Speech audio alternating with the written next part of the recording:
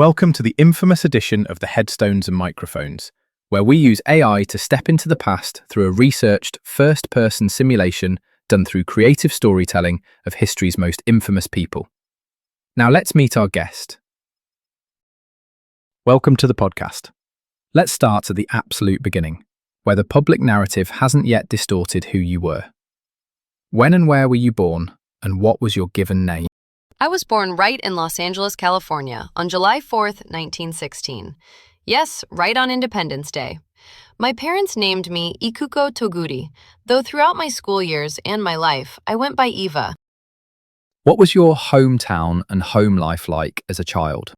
I grew up in Southern California, moving between places like Calexico, San Diego, and eventually settling in Compton. My home life was very much a middle-class, traditional American experience. My father ran a small import and mercantile business, and he wanted us to be as fully Americanized as possible. We grew up speaking English at home, attending the Methodist church, and my father didn't even want us using chopsticks or learning much Japanese. I was a regular American kid, helping to look after my mother who suffered from diabetes. Was there a story behind your name or a nickname that stuck with you? Well, my given name was Ikuko, but I adopted the name Iva when I went to school. During the war, when I was broadcasting on the radio, the name given to me on the air was Orphan Anne or Orphan Annie, but the name that stuck with me globally, the moniker that became a shadow over my entire life, was Tokyo Rose. It wasn't a name I ever used for myself. It was a collective label that American servicemen gave to the female English-speaking broadcasters on Radio Tokyo. What were you like as a child, and how many years of schooling did you actually attend? I was a very active, outgoing, and responsible child. I joined the Girl Scouts, played varsity tennis at Compton High School, took piano lessons, and loved listening to big band and swing music. For my education, I completed grammar school, high school, and went on to Compton Junior College. After that, I enrolled at the University of California, Los Angeles, and graduated in June of 1941 with a bachelor's degree in zoology. I had dreams of becoming a medical doctor. What's a decision that changed everything for you, but felt small at the time? It was the decision to board the Arabia Maru and sail to Japan in July of 1941. My family learned that my Aunt Shizu was seriously ill in Japan. Because my own mother was too sick to travel, I was chosen to go care for her. It was supposed to be a temporary 6-month trip.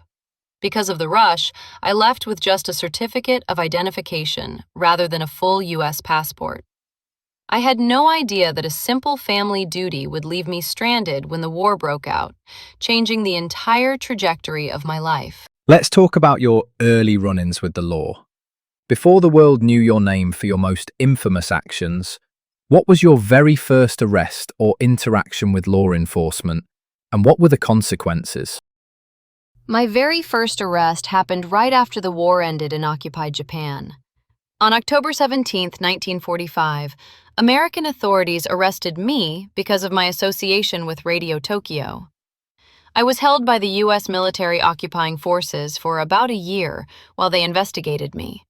However, the Justice Department expressed doubts about whether I had actually committed any treasonable acts, so they released me in October of 1946 without any official charges sticking at that time. At what moment did you realize your name would never be forgotten? It became clear when public pressure in the United States began to build intensely. Gossip broadcaster Walter Winchell and others started a massive public outcry against me, demanding that an example be made of Tokyo Rose. The media had built up a Hollywood myth of a sultry, malevolent traitor. Because of that immense public and political pressure, I was rearrested in Tokyo on August 28, 1948, and brought back across the ocean to the United States to face a full-blown treason trial in San Francisco. Who do you believe betrayed you first? A person, society, or your own instincts? I feel like society and the authorities betrayed me, but specifically, it came down to a couple of key witnesses during my trial. Two former colleagues from Radio Tokyo testified against me, claiming I made specific, damaging statements on the air. Years later, it came to light that those witnesses had been heavily pressured and threatened by American prosecutors to give false testimony. They perjured themselves just to secure a conviction against me. What was your most unique habit or a random fact about you that would surprise people? Given the name and what people assumed about me, it always surprises people to know that I spoke very little Japanese when I first arrived there. And despite my heritage, I absolutely hated sushi. I was just a big band-loving American girl who preferred swing music and ordinary American food. What did the public never understand about the pressure you were under at the time? The public back home didn't understand that when the war started, I was completely trapped in an enemy country. I was treated as an enemy alien by the Japanese government because I refused to renounce my American citizenship. I was starving, broke, and even spent 6 weeks in the hospital due to malnutrition.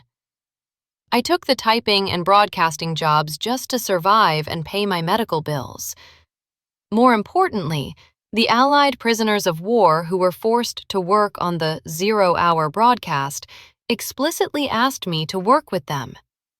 We were secretly working together to sabotage the propaganda by using sarcasm, double entendres, and keeping the tone so ridiculous that it would boost the morale of the American troops rather than lower it. Did you have any known rivalries that defined your career? My primary adversary wasn't a personal rival, but rather the United States government prosecutors and the court system during my 1949 trial. The trial lasted nearly 3 months, and the judge pushed a deadlock jury until they finally brought in a guilty verdict on a single count of treason. What personal battles were you fighting privately while the world was watching?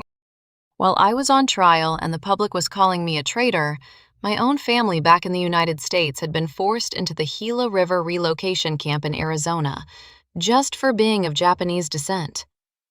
I was fighting for my freedom in a courtroom, carrying the weight of being a scapegoat during a time of intense post-war racial hysteria, all while knowing what my family had gone through back home. When the law finally closed in, how exactly were you brought to justice? Walk me through the final arrest, the charges that ultimately stuck, and the legal outcome of your trials. After my arrest in 1948, I was tried on 8 counts of treason in San Francisco. On September 29, 1949, the jury found me guilty on just 1 of those counts, specifically regarding a broadcast where I supposedly spoke about lost ships.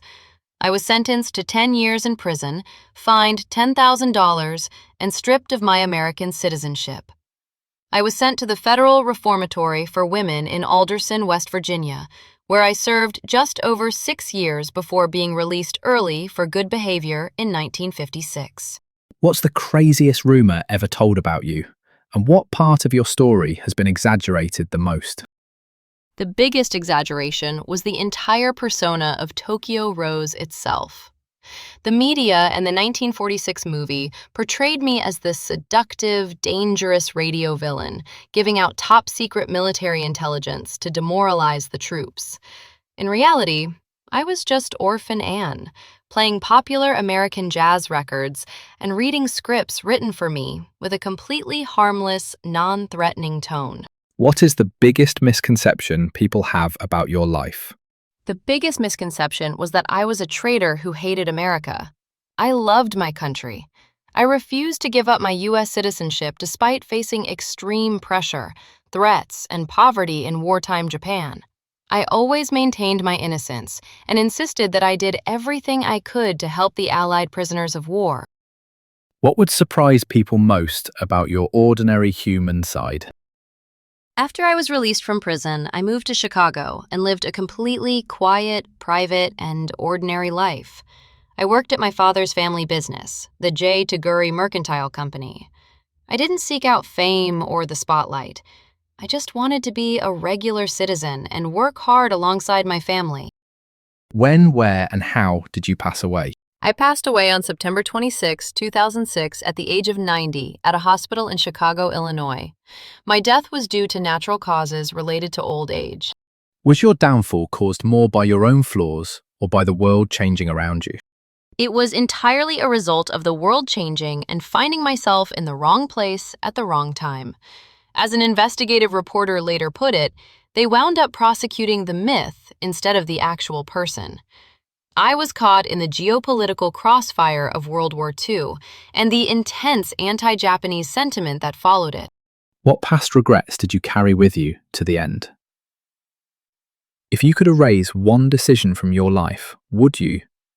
Or was it necessary to become who you were? If I could erase that initial decision to go to Japan in 1941, I certainly would have, because it brought decades of pain, imprisonment, and false accusations.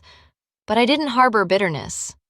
In January of 1977, President Gerald Ford granted me a full, unconditional presidential pardon and restored my citizenship. I always said that pardon was a true measure of vindication for me. Do you have any closing remarks about the interview or the stories you shared that you would like to share with the listeners before signing off? I just want people to remember that history isn't always as simple as the headlines make it out to be.